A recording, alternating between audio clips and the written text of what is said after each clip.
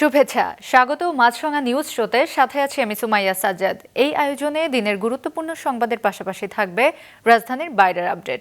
এছাড়াও থাকছে বাণিজ্য, ক্রীড়া সহ আন্তর্জাতিক নানান খবর। প্রথমেই সারাদিনের নিউজ আপডেট। আগামী 10 অক্টোবরের মধ্যে সরকারের কাছে জুলাই সনদ বাস্তবায়নের চূড়ান্ত সুপারিশ জমা দিতে চাই জাতীয় ঐকমত্য কমিশন। 15 থেকে 16 অক্টোবরের মধ্যে সনদের রাজনৈতিক দলগুলোর স্বাক্ষরের আনুষ্ঠানিকতা শেষ করার লক্ষ্য রয়েছে তাদের। দুপুরে রাজধানীর ফরেন সার্ভিস একাডেমিতে দলগুলোর সঙ্গে জুলাই সনদ বাস্তবায়ন নিয়ে পঞ্চম বৈঠকের সূচনা বক্তব্যে কমিশনের সহ সভাপতি অধ্যাপক আলী রিয়াজ এসব কথা বলেন। তিনি আরও বলেন, কমিশন চাই সব দলের মতামত ও আপত্তির পর্যালোচনার ভিত্তিতে চূড়ান্ত প্রস্তাব তৈরি করে সরকারকে তা সুপারিশ করতে। তার মতে, জুলাই সনদ বাস্তবায়নে গণভোটের বিষয়ে ইতিমধ্যেই দলগুলোর মধ্যে মৌলিক ঐকমত্য তৈরি হয়েছে এবং কমিশন এখন চূড়ান্ত কাঠামো নির্ধারণে কাজ করছে। তিনি বলেন, জুলাই সনদের নোট অফ ডিসেন্টের বিষয়টি বিবেচনায় নিতে হবে। জনগণের সম্মতি নিশ্চিত করার সময় এসব ভিন্ন মত যেন যথাযথভাবে জানানো হয়, সেটিই হবে গণভোটের মূল উদ্দেশ্য, বলেন আলী রিয়াজ।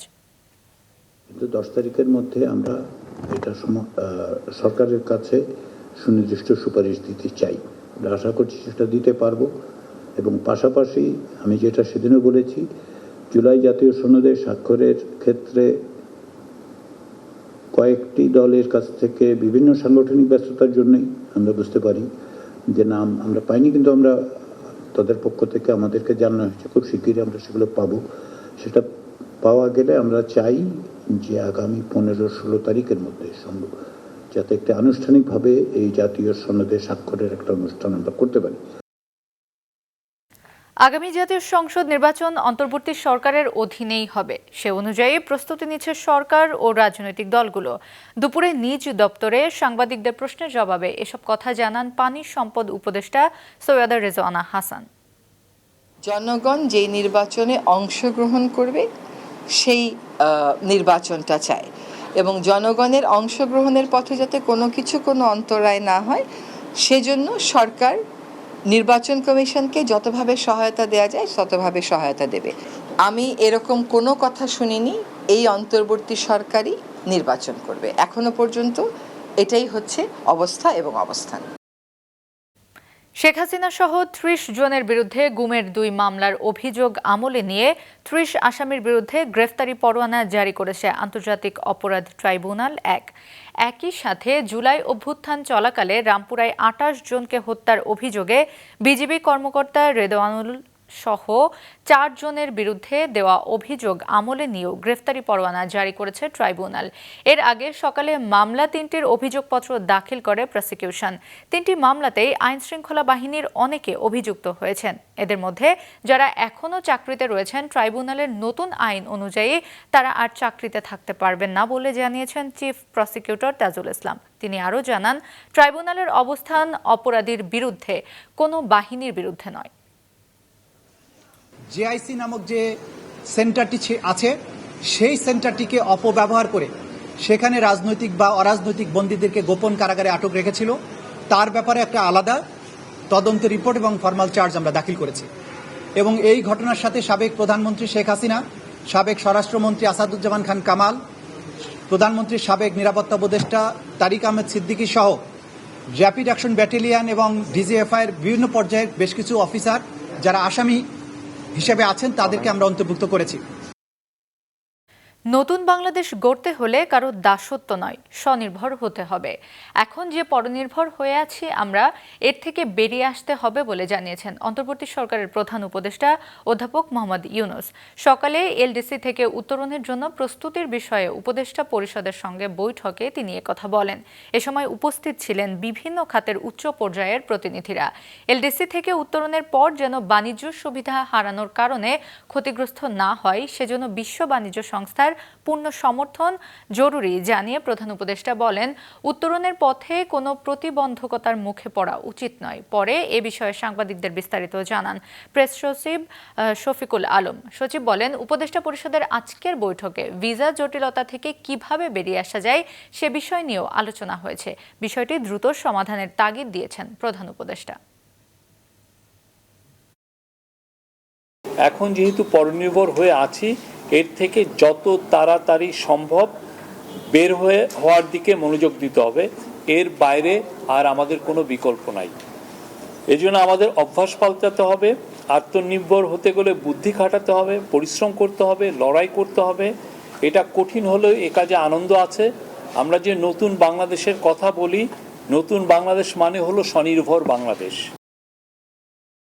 স্কয়ার গ্রুপের প্রতিষ্ঠাতা চেয়ারম্যান স্যামসন এইচ চৌধুরীর জন্মশতবার্ষিকী উপলক্ষে স্কয়ার হাসপাতালের উদ্যোগে সবুজবাগে চলছে ফ্রি মেডিকেল ক্যাম্প। হাসপাতালের মেডিসিন, শিশুরোগ, গাইনি, হাড় ও পেশি সংক্রান্ত ব্যথা এবং শ্বাসতন্ত্র বিভাগের অভিজ্ঞ চিকিৎসকরা এখানে চিকিৎসা দিচ্ছেন। রোগীদের বিনামূল্যে চিকিৎসা সেবা এবং ওষুধ দেওয়া হচ্ছে।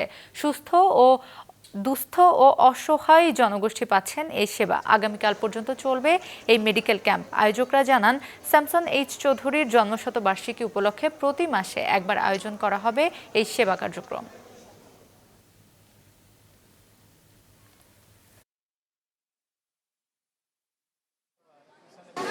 বিনামূল্যে পরীক্ষা নিরীক্ষা, টাকা পয়সা নেবে না, ওষুধ দিল, ওষুধের টাকা পয়সা লাগে নাই।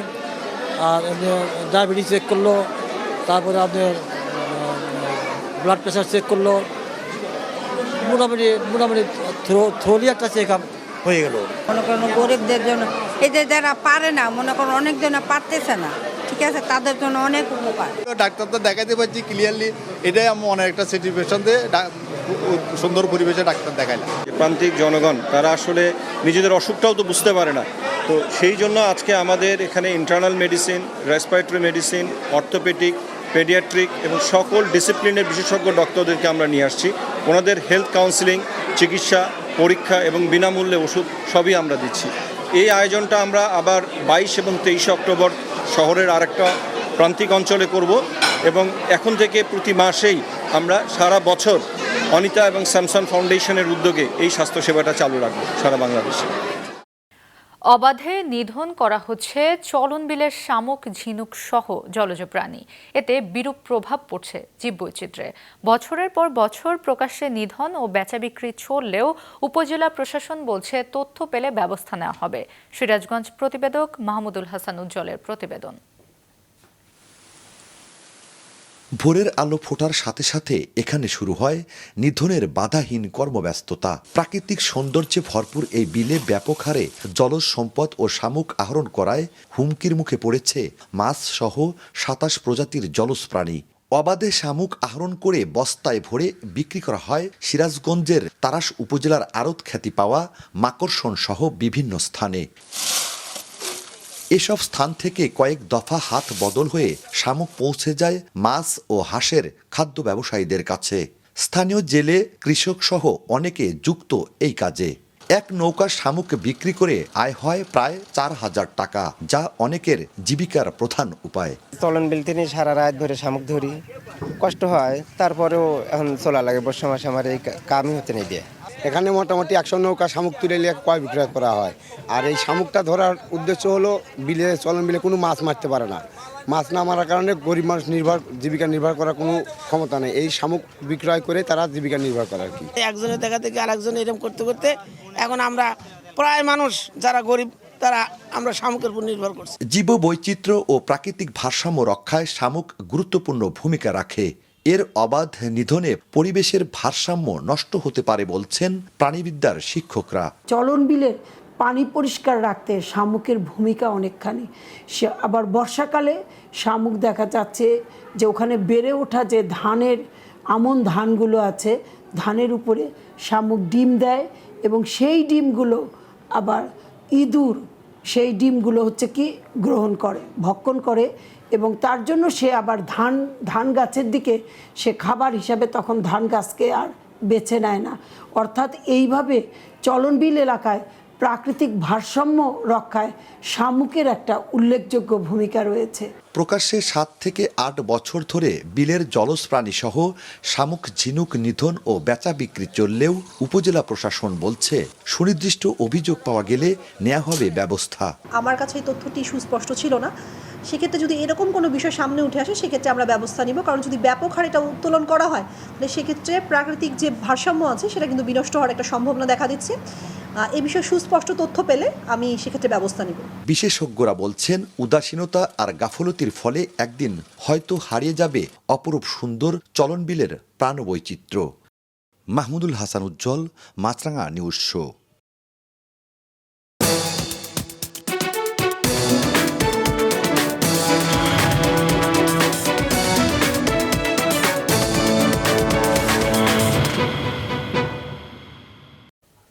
বিগত ২৫ বছরে বাংলাদেশে সৌদি আরবের মোট বিনিয়োগ ছিল মাত্র $34 মিলিয়ন।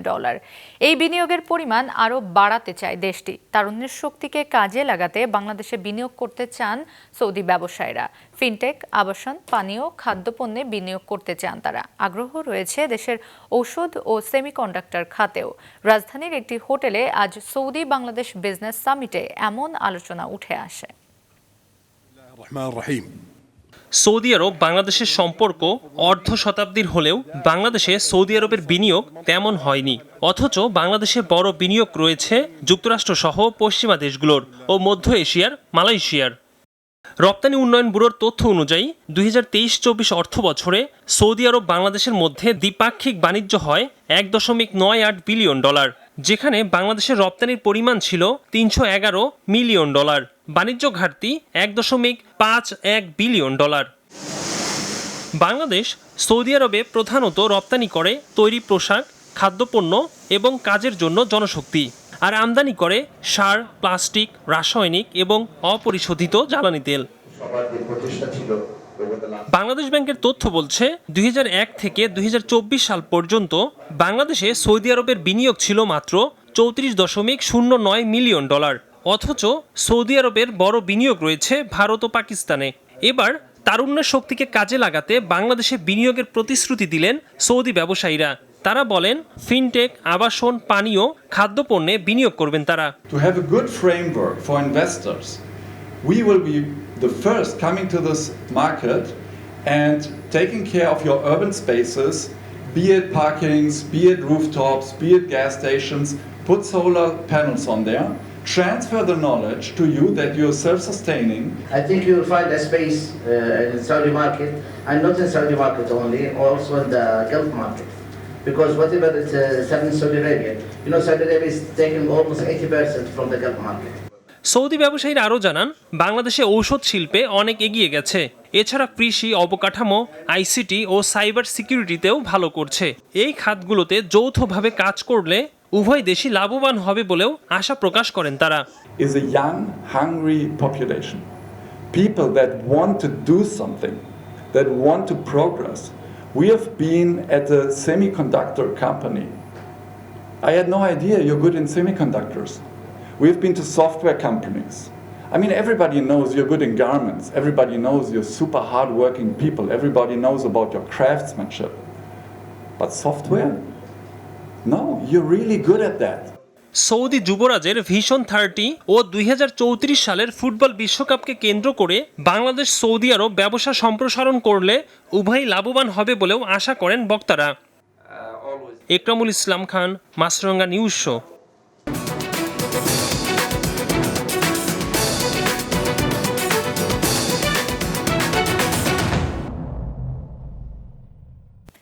গাজামুখী ত্রাণবাহর ফ্রিডম ফ্লোটিলার কনসাইন্স সহ 3টি জাহাজ আটকে দিয়েছে ইসরায়েলি নৌসেনারা। জাহাজে থাকা বাংলাদেশি আলোকচিত্রী শহীদুল আলম সহ 93 মানবাধিকার কর্মীকেও আটক করা হয়েছে। গ্লোবাল সমুদ্র ফ্লোটিলা আটকের পর ইসরায়েলি নৌসেনারা গাজায় ত্রাণ সামগ্রী নিয়ে যাত্রা করা ফ্রিডম ফ্লোটিলা কোয়ালিশনের বহরে থাকা 3টি জাহাজ ও 93 মানবাধিকার কর্মী আটক করেছে। ইসরায়েলি পররাষ্ট্র দপ্তর জানিয়েছে, আটক হওয়া সকলকেই দেশটির বন্দরে নিয়ে যাওয়া হয়েছে। তারা সবাই নিরাপদে ও সুস্থ আছেন। আটক মানবাধিকার কর্মীদের দ্রুতই নিজ নিজ দেশে ফেরত পাঠানো হবে।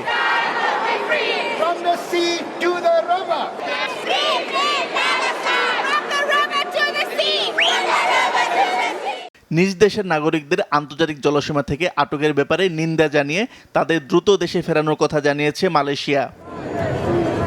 গাজায় বর্বর হামলা ও আন্তর্জাতিক জলসীমা থেকে ফ্রিডম ফ্লোটিলা আটকে ইসরায়েলের প্রতি নিন্দা জানিয়ে মিছিল করেছে কলম্বিয়া। এদিকে মার্কিন প্রেসিডেন্ট ডোনাল্ড ট্রাম্প প্রস্তাবিত গাজায় শান্তি প্রতিষ্ঠা নিয়ে ইসরায়েল হামাসের দ্বিতীয় দিনে পরোক্ষ আলোচনার মধ্যেই উপত্যকায় হামলা চালিয়েছে ইসরায়েল। ইসরায়েলের দক্ষিণাঞ্চলে হামাসের হামলা ও ইসরায়েলিদের জিম্মি করার দ্বিতীয় বার্ষিকী পালন করছে দেশটির নাগরিকেরা। জিম্মিদের মুক্তির জন্য সমাবেশ করেছে তাদের পরিবার।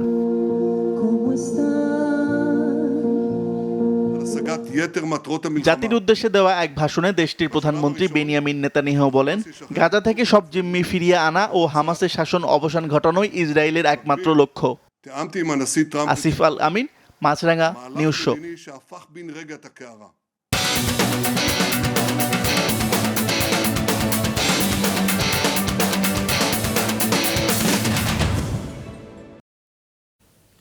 রাগবি খেলায় বিশ্বের অন্যতম সেরা দল হলো নিউজিল্যান্ড। এই দলটি তাদের ম্যাচ শুরুর আগে একটি রীতি পালন করে থাকে, যার নাম হাকা ড্যান্স। প্রতিপক্ষের পিলে চমকে দেওয়া সেই হাকা ড্যান্স নিয়েই এবারের প্রতিবেদন।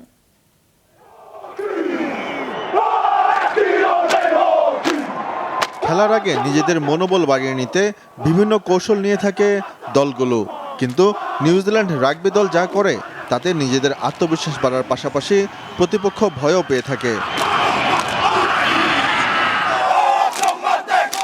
এর নাম হাকা ড্যান্স।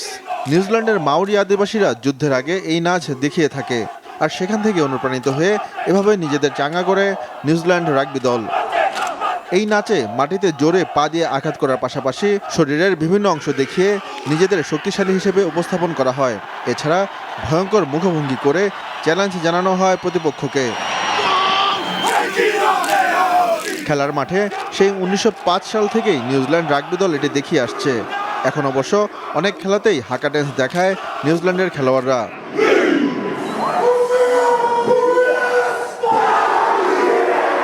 হাকা হলো গর্ব, শক্তি এবং একতার প্রতীক। এটি নিউজিল্যান্ডের সংস্কৃতির সঙ্গে নিবিড়ভাবে মিশে গেছে। বর্তমানে বিয়ের অনুষ্ঠানে যেমন এই নাচ দেখানো হয়, তেমনি শেষকৃত্যেও হাকা নাচের আয়োজন থাকে। কাউকে সম্মান জানাতে কিংবা অভ্যর্থনায় এই হাকা নাচ একটি নিয়মিত বিষয় হয়ে দাঁড়িয়েছে। 2015 সালের ক্রিকেট বিশ্বকাপে স্কটল্যান্ডের বিপক্ষে ম্যাচ খেলতে বাংলাদেশ যখন নিউজিল্যান্ডে পা রাখে, তখন এভাবেই স্বাগত জানানো হয় মাশরাফিদের। ফাস্ট অ্যান্ড ফিউরিয়াসের মতো জনপ্রিয় মুভি সিরিজের F8 সিনেমায় এই নাচ দেখিয়েছেন দ্য রক নামে পরিচিত ডোয়াইন জনসন।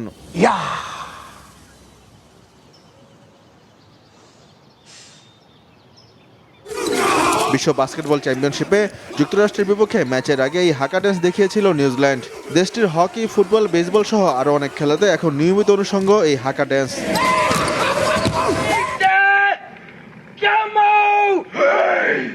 তবে ক্রিকেটে কিউ জাতীয় দল এখনও এই নাচ দেখায়নি। এখন অবশ্য দেশটির স্কুল পর্যায়ে ক্রিকেটে হাকা ড্যান্স চর্চা হচ্ছে।